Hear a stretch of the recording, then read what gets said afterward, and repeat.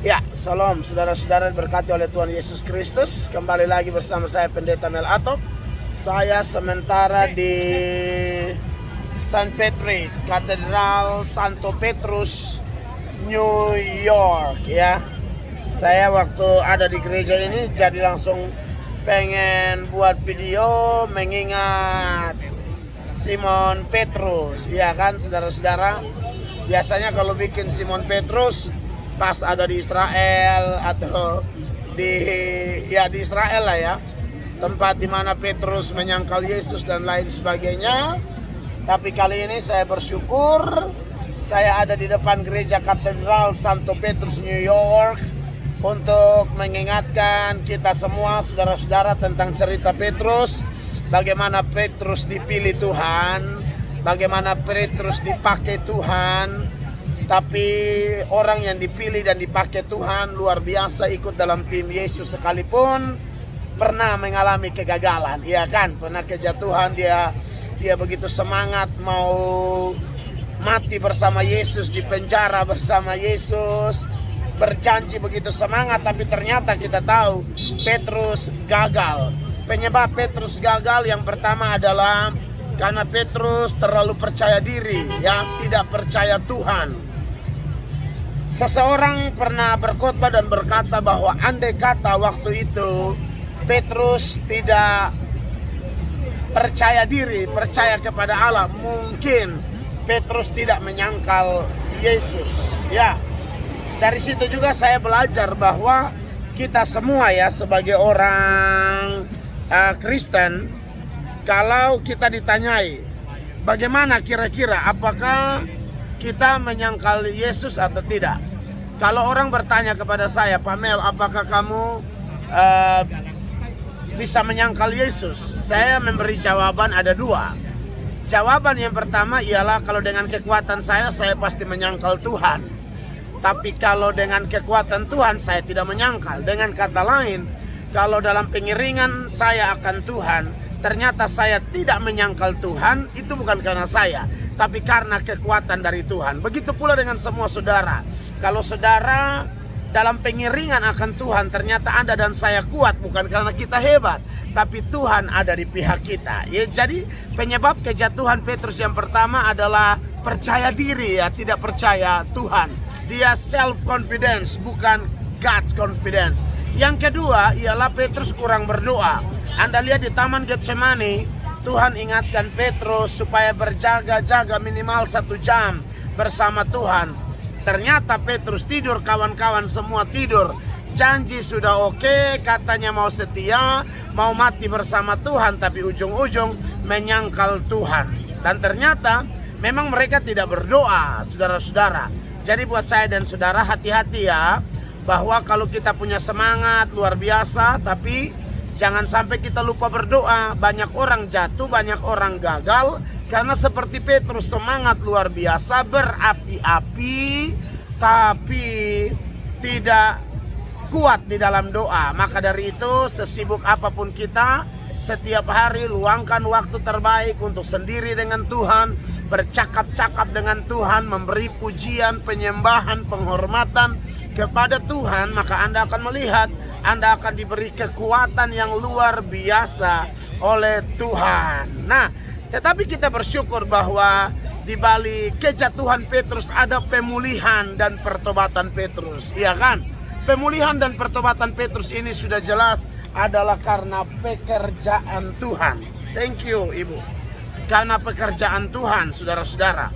Jadi saya dan saudara jangan khawatir sekalipun kita pernah jatuh karena kesalahan lah. Karena kita, saya ngopi dulu.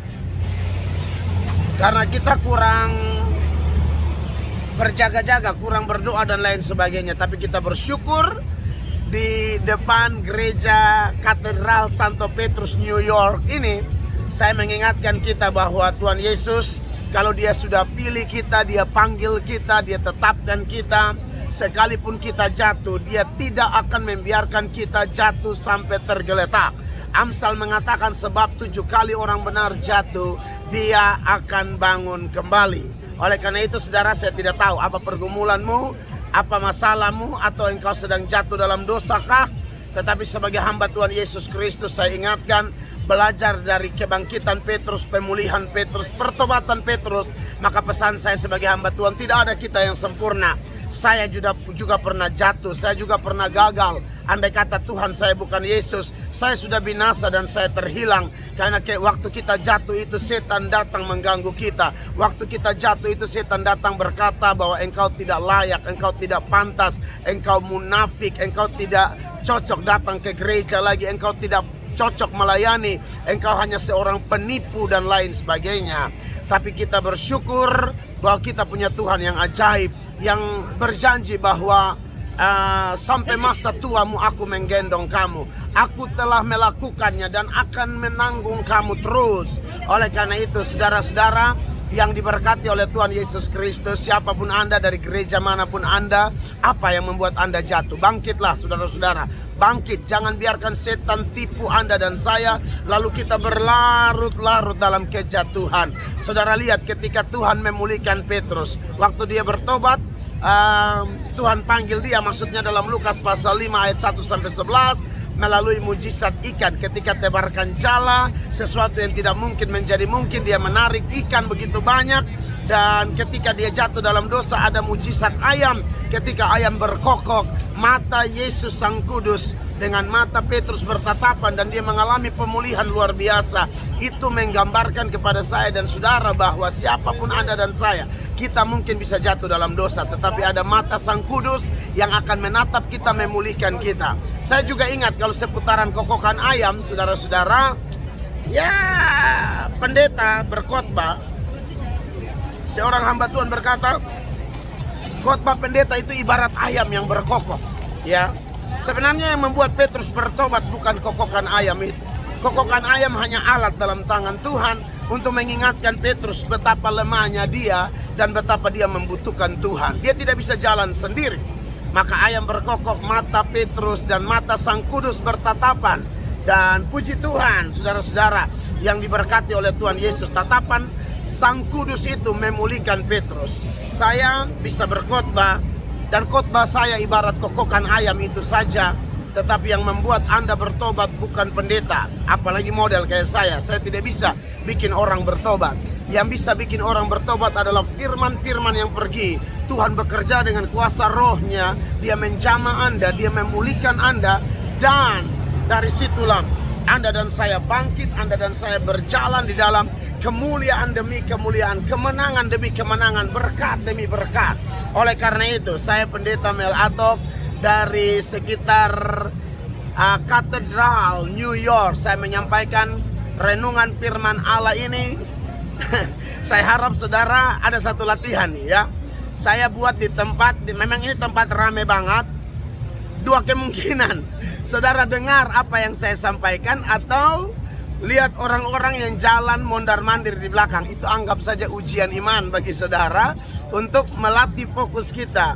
Fokus kepada firman Allah atau fokus kepada sekeliling. Karena bagaimanapun, waktu kita ikut Tuhan, kita semua diuji. Kadang-kadang fokus kita diuji, mau tetap percaya kepada Tuhan atau tergoda dengan berbagai cara-cara dunia, cara-cara setan. Ini hanya sebagai contoh ilustrasi saja bagi saudara-saudara sekalian. Oleh karena itu, siapapun Anda, dimanapun Anda berada, jangan pernah terpengaruh dengan apapun. Fokus kepada pemberitaan saya, jangan fokus kepada orang-orang yang jalan kiri kanan, muka belakang di belakang saya ya.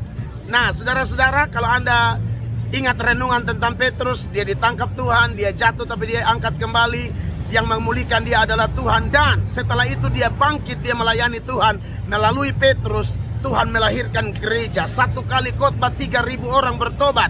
Dia pernah gagal pertama, tapi di kesempatan yang kedua, menurut sejarah gereja, Petrus mati di Roma, disalib terbalik. Karena pada waktu dia mau disalib, kepala di atas, kaki di bawah. Menurut sejarah dia tidak mau, dia tidak layak. Dia tidak layak seperti gurunya. Dia diberi second chance, kesempatan kedua, dan betul-betul dia manfaatkan. Jadi saya dan saudara yang sudah gagal, kita jatuh, kita diangkat kembali. Mari saudara-saudara pakai kesempatan yang kedua untuk berjalan bersama bersama Tuhan. Dan melalui itu kita akan melihat kemenangan dengan kemenangan. Melalui itu kita akan melihat, melalui kita Tuhan menjara jiwa-jiwa yang sedang dalam antrian panjang menuju neraka. Saya Pendeta Mel Atok dari sekitar Santo Petrus, Gereja Katedral Santo Petrus, New York, menyampaikan khotbah ini. And God bless you all. Shalom.